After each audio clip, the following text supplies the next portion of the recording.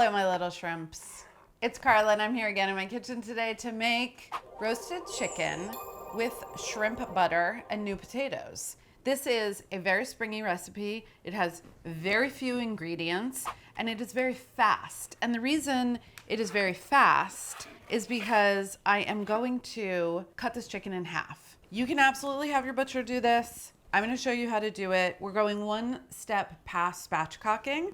So it really starts the same way as a spatchcock chicken, where you're going to cut out the backbone going down and each side. And actually, the last time I did it, I did a slightly different thing and actually used the knife less and used my hands more.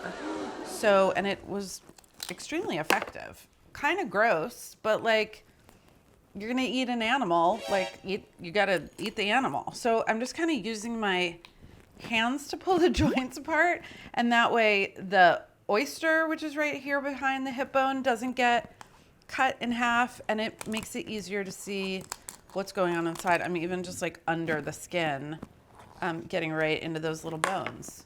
So that took 7 seconds, and I was talking the whole time. Classic. So now I'm gonna go down the other side, starting up here, I guess. And same, this is truly gory what I'm showing you, but it's okay. I'm just pulling that apart. And it's a little bit like if you're carving a chicken and you bend the leg bone back until it pulls out of the socket. It's really the same thinking, and it's just cleaner and easier. Save your backbone for stock. I'm gonna cut off this little piece of fat, and I will also save that to put into the chicken stock or to render for my new popcorn recipe. It's very special. All right, so now we're spatchcocked. So at this point, to cut it in half, I would just cut through the breastbone. It makes things a little easier if you press through the breastbone. You asked for it, you got it. Nobody asked for this. Okay, so right here, there's, I'm gonna use so many amazing words right now. There's a membrane, there's a bone, and there's a strip of cartilage. This bone is called the keel bone. It looks like an anvil. I'm gonna pull it out so you can see. So, just gonna use the tip of a knife to expose the edge of the keel bone, and then just cut underneath it a tiny bit. And from here, just pull up on it and pull it out. It's like pulling a tooth. There's this little piece of cartilage left. Ta-da! If you're a parent, you've done way grosser stuff. And if you're making stock, then you now have a nice collagen-y piece of cartilage to add to your backbone, and you have a keel bone. So now I'm just gonna find the center. If you're a butcher, let me know how I'm doing in the comments. Great. I like breaking down a chicken, and you will pay less per pound to do it yourself. This episode is sponsored by Danish Creamery. Danish Creamery makes a special kind of butter. It's small batch and slow churned to yield a higher butterfat butter. So it's got 85% butterfat versus the 80% butterfat that you would find in an ordinary stick of butter. That extra butterfat means that it will deliver more richness, more creaminess, and more elasticity to elevate any dish. We normally think of butters as being interchangeable, but Danish Creamery's butter will elevate your weeknight cooking as well as your baking. I'm gonna use Danish Creamery's European style unsalted butter in today's gloriously glossy roast chicken dinner. And I will talk more about how this choice of butter impacts the final dish when I'm making it. The reason that I'm cooking the chicken in halves is because this recipe, I want to go really fast. Another key to making this recipe go really fast is to preheat my skillet while I preheat the oven. So I'm turning the oven to 425, and the skillet's gonna go in and preheat while the oven preheats. Getting it into the oven for this whole preheating is gonna really help it get hot, hot, hot, and it's also gonna retain the heat. because when I put the chicken in, I want the skillet to still be screaming hot. That's gonna give us nice crust because it's not gonna be in there for very long. So you really wanna jumpstart that at the beginning. So the next thing I'm gonna do is just season this chicken. There's going to be a lot of seasoning in the shrimp sauce with the potatoes. So for the chicken itself, I'm keeping it pretty simple. It's gonna have salt, pepper, and some paprika. It's just really nice and it makes it a gorgeous color. But definitely salt generously.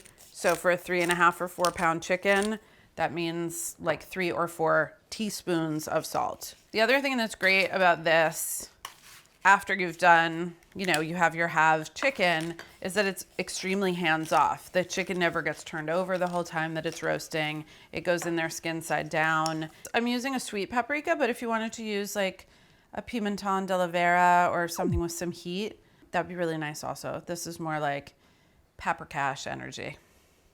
So as always, if you wanted to put this, these dry spices on the chicken yesterday, the day before yesterday, and put this in the fridge, it's great. We're just gonna go straight into it though, because you don't have to chill the chicken.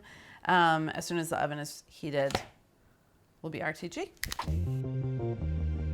The skillet is almost at temperature, and because things are gonna go really fast when it comes out and it's hot, I wanna get everything in there right away. So I'm just gonna prep a couple of the things that are gonna go in. The first is this Danish Creamery unsalted butter. So because the chicken's gonna go in skin side down, that leaves the flesh side exposed. And that's really where you can start to build flavor on the surface that's going to infuse into the flesh while the chicken is cooking. So I'm gonna use a couple of tablespoons of unsalted butter here, and then I'm gonna use more butter to finish the sauce. Fat carries flavor. This is a high butterfat butter, so there's less liquid content and more of the butter fat that is really going to like wake up the thyme. It's gonna draw out the essential oils from the lemon as well. It's also gonna keep the chicken from drying out while it's at this like pretty high temp. So those are my couple pats over there. And then I've got lemon. I'm gonna use the zest on top here. I'm gonna use juice and wedges when we finish the dish. And then about 1.5 pounds of small potatoes that are gonna roast at the same time. And then the last little thing is I'm just gonna squeeze some thyme and put that over the top. I think the oven is at temp, so let's get cracking. Okay, very hot pan. Closing the oven to help the temperature build back up. I'm just adding a little bit of oil so that when the chicken hits the pan, it's not gonna char and stick. Maybe you can see that it's smoking already.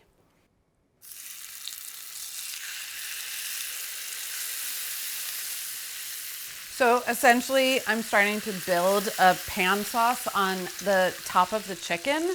So this is like lemon, thyme, butter, chicken juices, the salt and pepper of the paprika, the chicken fat. That's all starting to just create this like self-basting situation. Going back into the oven, setting a timer for about 35 minutes. Oh, I need the potatoes. I was so excited, I almost forgot the potatoes. In a slightly smaller pan, like say you only have a 10-inch, you can get your chicken in there.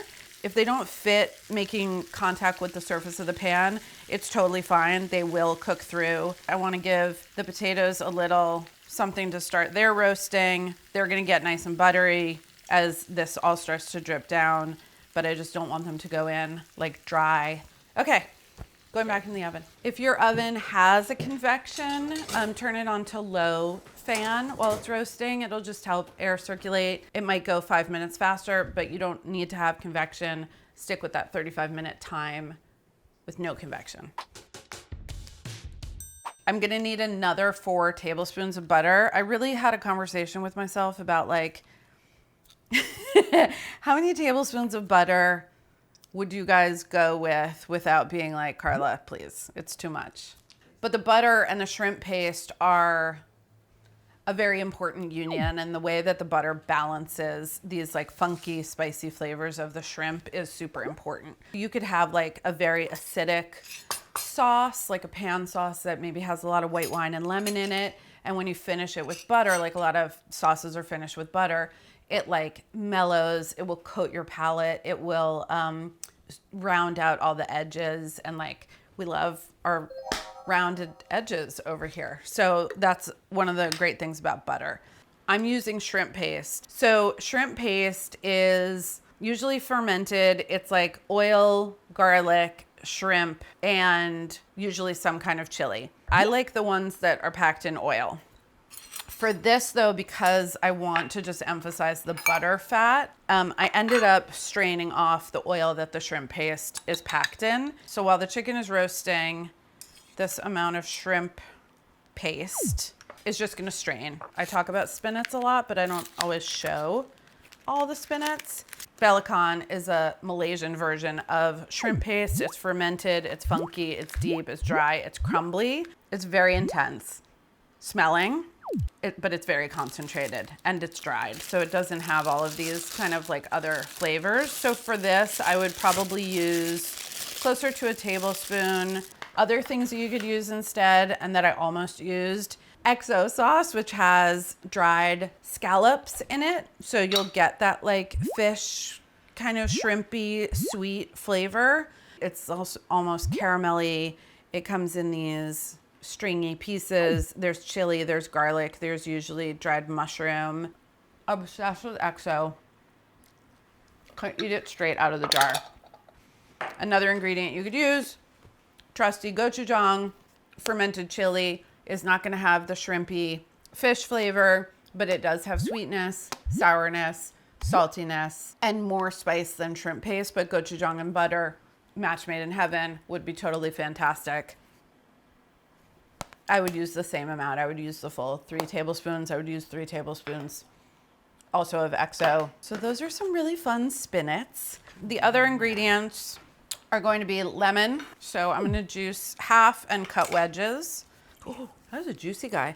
Oh, I ordered the seedless lemons, which like philosophically I'm opposed, but I've had some lemon seed emergencies lately where lemon seeds absconded into my dishes. And I wanted to try these. They're more expensive than regular lemons, but that was juicy. That was very juicy. Seedless lemon people. I see you. Do you see me? Try squeezing that out.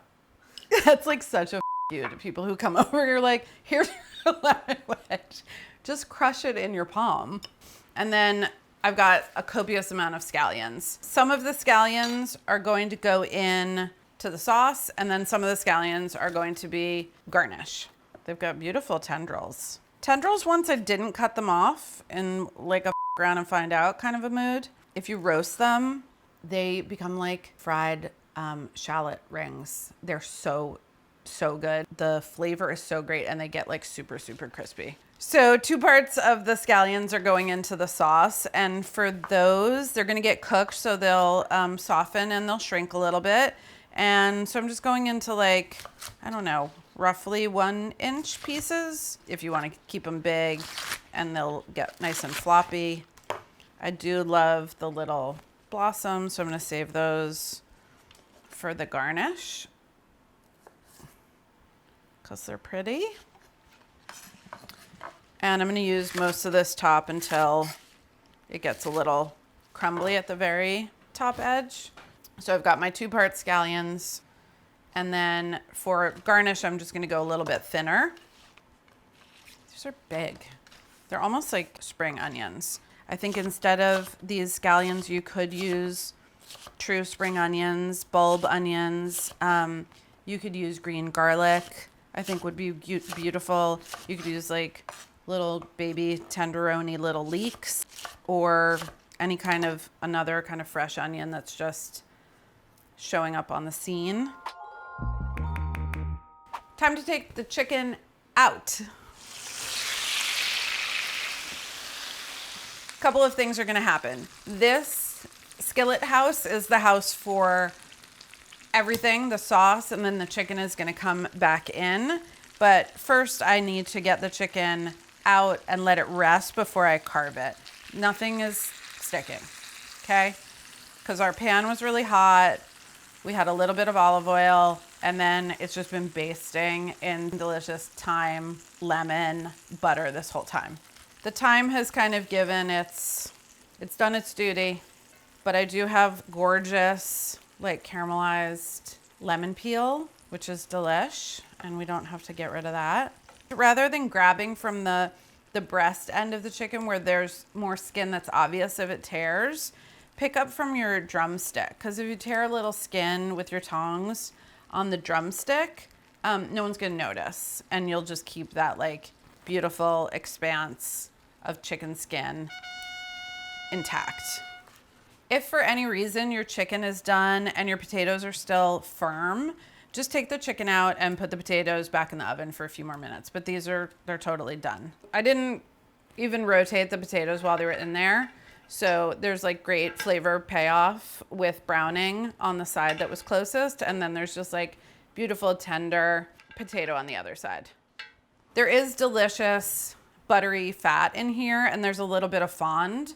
It's a little bit more than I need, and I want to control how much fat is in the sauce. I'm gonna pour this off. I would 100% strain it and keep it in the fridge for the next time you roast a chicken or potatoes. But I kind of stopped a little shy there to keep the little browned bits. And then I have my remaining 4 tablespoons of Danish Creamery's European style unsalted butter, and that's gonna start the pan sauce. So now that that's in, I'm just gonna go back over to the stove. So now that I have foaming butter, these 1-inch pieces of scallion are going in. Cook those down with a little bit of salt. Oh my God. Literally, it was 1:55 on the dot.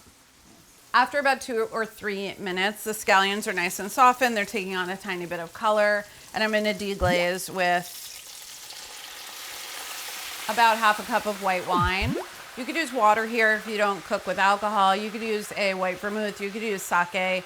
Honestly, I think a light beer you could also deglaze with, and that would be great. And this is just like wine when I don't finish a bottle that I keep in the freezer for this purpose. And now we just want to cook, stirring, scraping up any brown bits until the wine is reduced by about half. So now I've got my reserved strained shrimp paste. I'm gonna nudge the heat down a tiny bit because I want this to melt, but I also want some liquid in the pan. So the shrimp paste, the wine, and the butter are now going to emulsify. So what I'm seeing in my pan right now is that it looks a little greasy. When that happens, you're gonna introduce water to the pan, and that's gonna help build that emulsion back. So the butter and the shrimp paste and the water have formed a perfect union. So last thing going in, that reserved lemon juice from the zested lemon. And this is just going to brighten everything up. There's a lot of really deep, rich flavors. There's salty flavors, roasty, toasty flavors, and lemon, shrimp, butter, chicken, all of those things go.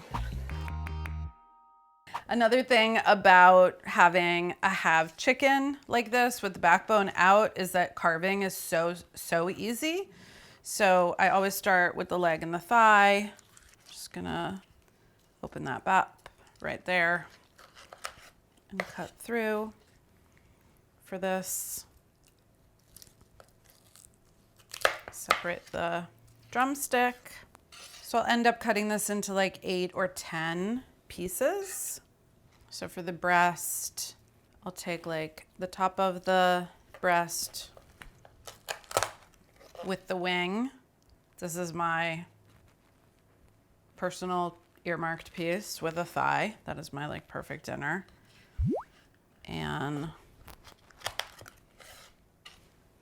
can cut the rest of the breast in half again. Some nice pieces of white meat.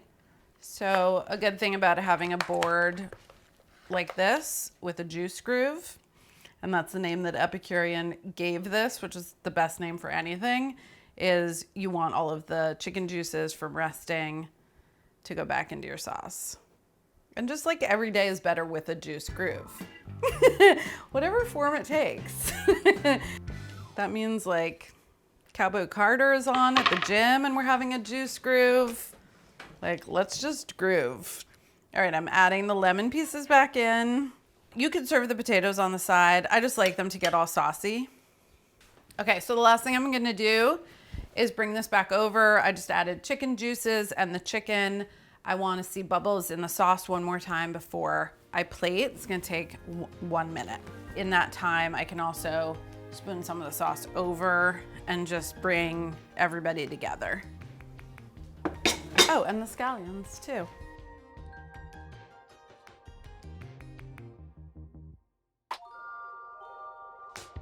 There's something very satisfying about serving dinner out of the skillet.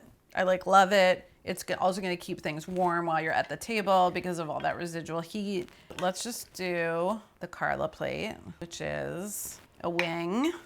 So saucy. You get that gorgeous glossiness from the butter and the incredible color from the shrimp paste and from the paprika that's on the chicken. We nailed the cook time on the chicken, so it is incredibly juicy. Something that's also nice about a dish like this is that if you go over a tiny bit, there's so much sauce in here, and after you cut the chicken up, you're like soaking it in there, and it's just gonna like soak up all those juices. Super forgiving, really, really lovely. No one would ever know. I mean, I've been thinking about it as a weeknight dinner the whole time because it's fast, but as I'm looking at it in here and kind of how easy it is to put together, would be so nice for having people over. Like, so easy, so like homey, and then also something that like you can just be like, oh yeah, I'm just roasting some chicken and potatoes, and then you show up with this coming out of the oven, and it's just like,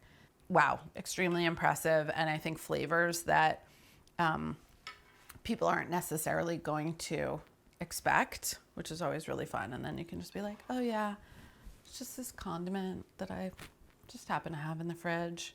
So extra little lemon. This is your spring chicken dinner. Let's have a humble little old potato. So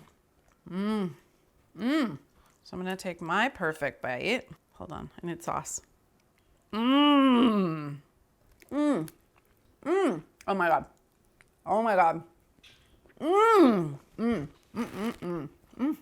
So if you are gonna serve this to your friends that are coming over, bibs, towelettes, like tell them not to wear white. When you eat with your hands with your friends, it bonds you.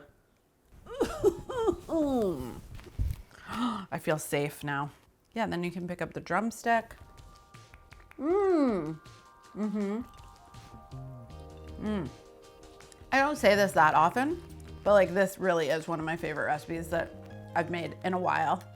And maybe it's just that spring has sprang and we're just feeling like the juiced up energy, the juice groove, and the high butter fat energy of being alive. Thank you again to Danish Creamery. We love fat in this house. May all your days be buttery and shrimpy. You know why I philosophize when I have downtime?